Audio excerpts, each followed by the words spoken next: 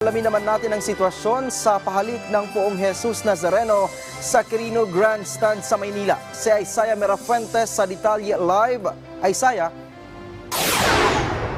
Ryan, alam mo, magdamag na mahaba ang pila ng mga deboto dito sa Luneta Grandstand at ang ilan pa nga sa kanila galing pang malalayong probinsya. Mula sa stage kunasa ng imahe ng Jesus Nazareno, humaba na ang pila hanggang sa Katigbak Road at umikot pa ito hanggang sa tapat ng monumento ni Rizal. Ganito na eksena simula pa kagabi. Ayon sa command center as of 5 a.m., umabot na sa mahigit 34,000 ang dami ng deboto na pumila sa pahalik simula nang magsimula ito. Bitbit nila ang kanilang mga panalangin at paniniwalang matutugunan ito ng kanilang pinaniniwalaang mapaghimalang imahe ng Jesus Nazareno. Mailan pa nga sa mga deboto ang dito na natulog sa magdamag. Mailan rin na kahit pa nakalapit na sila sa imahe ay pupunta pa rin daw sa mismong araw ng traslasyon bilang simbolo ng kanilang pagsasakripisyo. May nakalaan namang special lane para sa mga PWD at senior citizen para mabilis silang makalapit sa poon. May mga deboto na dala pa ang kanilang mga anak at sinisiguro naman nilang hawak nila ito at para hindi mawala.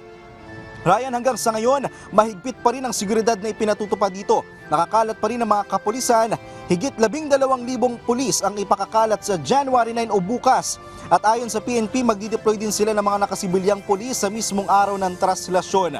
Bahagi ito sa ginagawa ng PNP upang maiwasan ang krimen kahit pa wala namang banta sa seguridad. Ryan, paalala nga natin sa publiko na huwag magtulakan sa pila. Isa nga sa pinakamatinding problema simula pa kagabi ay ang bulto-bultong basura na nakita mismo sa pila ng mga deboto. Paalala nga natin na kung sakali mang meron silang mga supot o kaya bulsa, ay dun muna ilagay ang mga basura o kaya hawakan na lang ito hanggang sa makalagpas sila sa imahe ng Jesus Nazareno. At sa pinakahuli nga natin nakausap kanina bago tayo umeri, Ryan, ayon sa kanya inabot siya ng 8 oras bago nakalapit mismo sa imahe ng Jesus Nazareno at hanggang sa makahawak siya dito. At yan muna ang update mula dito sa Luneta Grandstand. Balik muna sa iyo, Ryan.